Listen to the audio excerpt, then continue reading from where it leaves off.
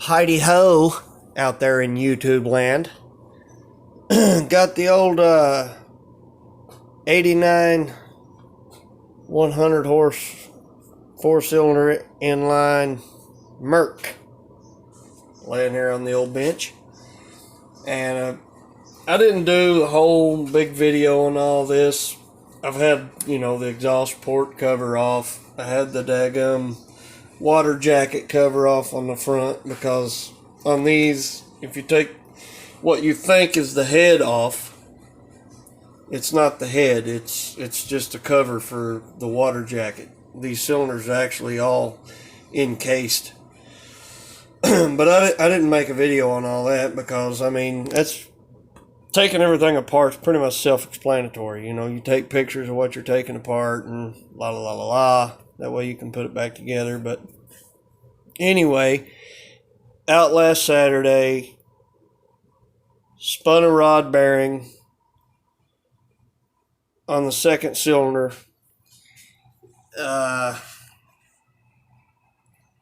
These look like scars, but they're not. Actually, it was a freaking miracle, I guess. But the only thing happened there, that's a little bit of aluminum from the piston. It started to break down, where that clackety clack clack clack. The rings are still good, but you can see, I think I sucked a drug in that carb for this piston, because each piston has its own carb, and I think it leaned out and wasn't getting enough oil, and she was running too lean and got hot. But anyway, it left a little bit of residual aluminum there in the cylinder wall, on the cylinder wall, and I got that cleaned up. I think it'll be fine. I think everything's good on that. Check this dude. This is the rod with the bearing locked up. It just chewed that all to pieces. So I got a rod coming. I got a piston coming. Got a new bearing coming. New bearing for the wrist and new wrist pin. I've got the bearing here somewhere. Yeah, I gotta get new bolts. That's the bearing. Wow. It started making a noise. I was coming down off a plane, and she started making a little whining noise, so I, throttled it back, idled it down, and she was whining a little tighter and tighter. I was pretty much down to neutral at that point. And then I did pop it in neutral, and she idled for a second, and then pop, pop, plip, and just died. And I was like, well, that ain't good. And I hit the starter. She was locked up tight as a jug. So anyway, but the purpose of this video is actually what I wanted to show is the crank. Now, I thought I was screwed, because this crank is ridiculous. You can get a reman for a little over 600, 650, something like that. Now, this is the number 2 cylinder, number 2 from the top. And where that bearing had got hot and melted some, it had actually welded a little piece of that bearing to the lobe here on the cam, or the crank, excuse me.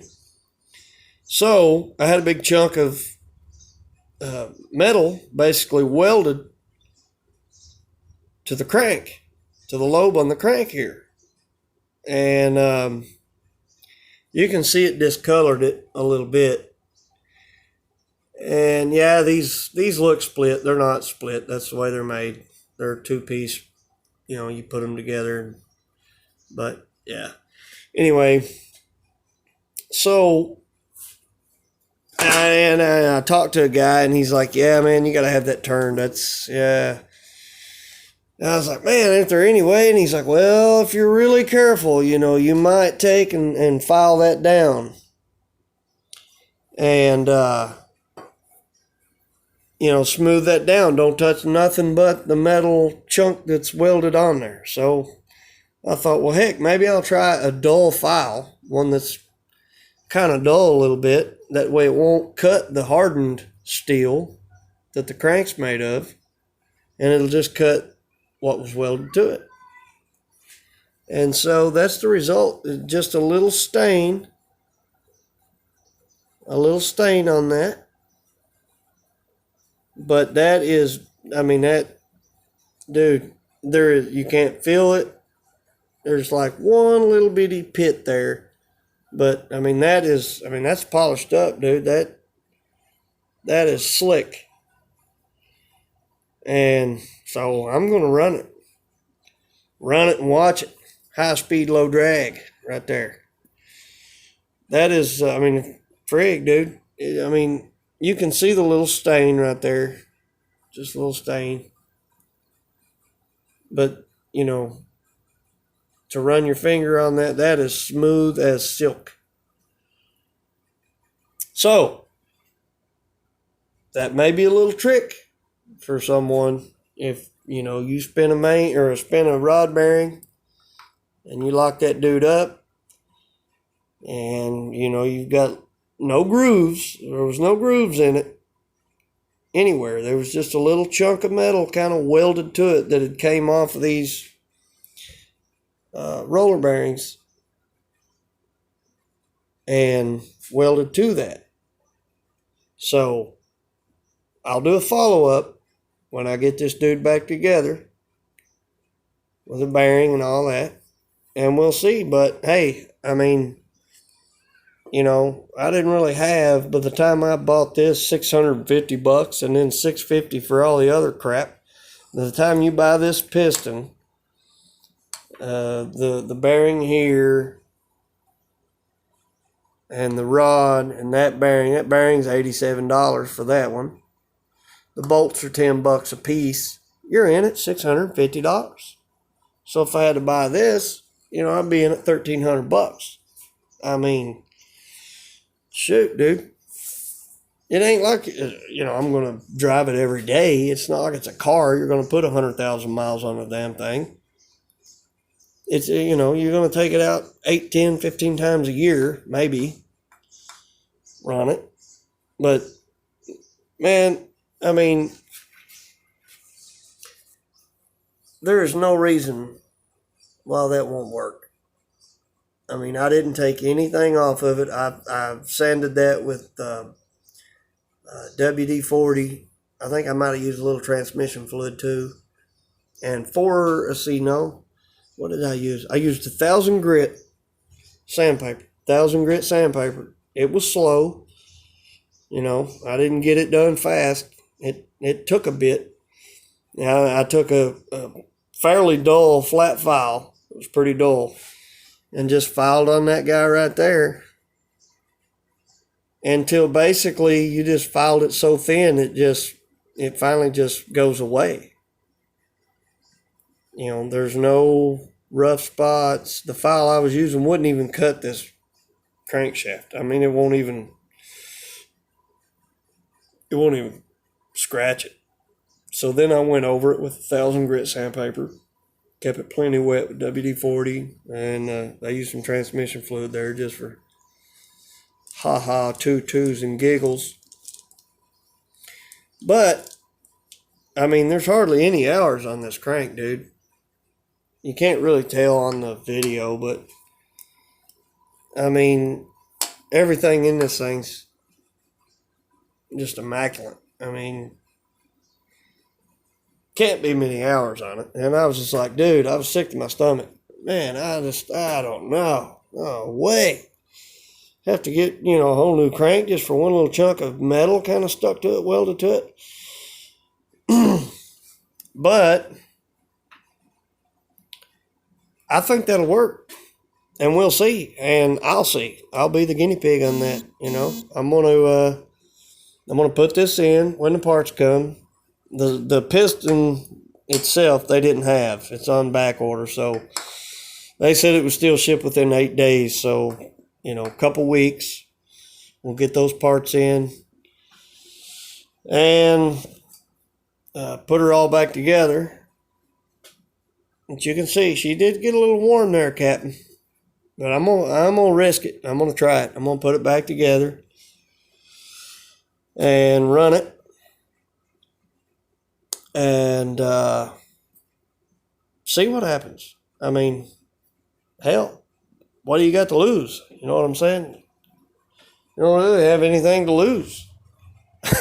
It's been $620 something, whatever, getting that, or it's been $1,300, which, daggone, 600 hurts bad enough. If you're like me anyway. I still got to clean these up a little bit as far as, got a few little chunks of stuff where I've been working on it, whatever. But yeah, and and basically I had this off because I've never had one of these apart before. Never worked on a Mercury in my life.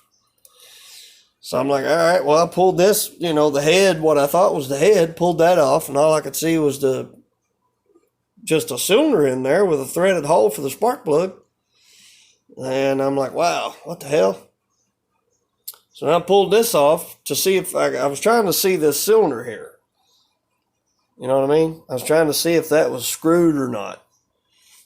Because I couldn't really tell. I was like, man, I don't know what all happened. At this point, obviously, I, knew that she was locked up. I couldn't turn it. I put a half-inch drive ratchet on the nut that holds the flywheel. Put a freaking cheater bar on it. Couldn't move it other than just like a little bit.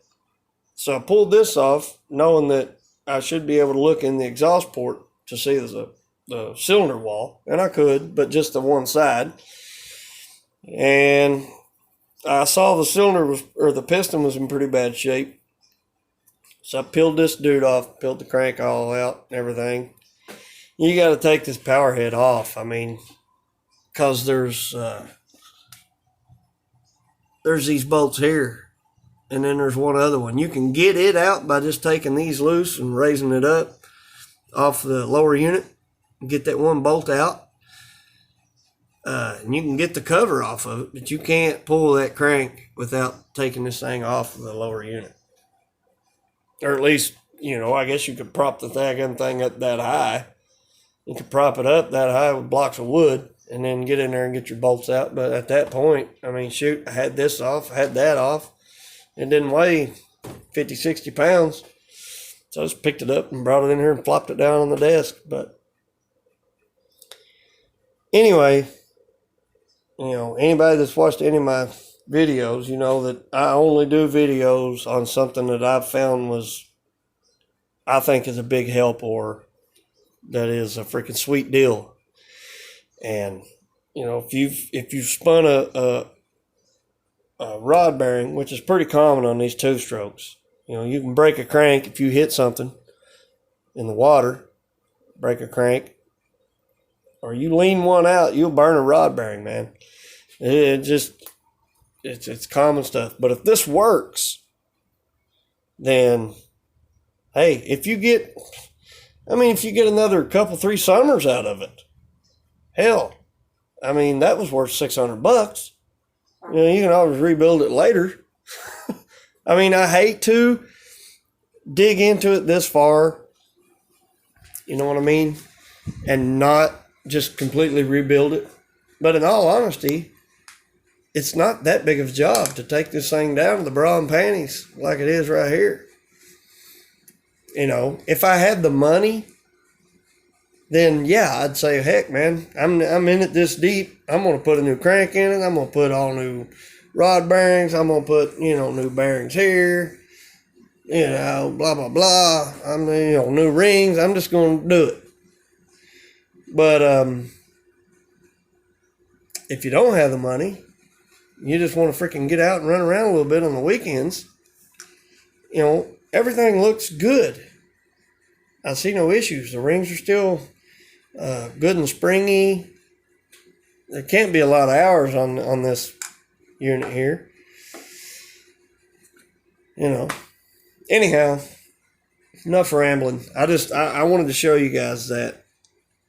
That's pretty slick. That's pretty sweet. I'm actually impressing on myself a little bit. Kind of impressing on myself a little.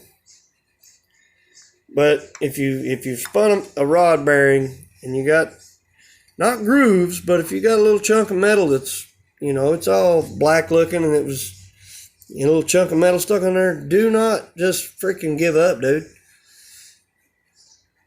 Shoot, file that thing down, polish it, run it and watch it. High speed, low drag. I'll get back with y'all and I will let you know how it goes. I mean, by the time I'm done with it, it might not even fire up. Who knows? All right, anyway. Later.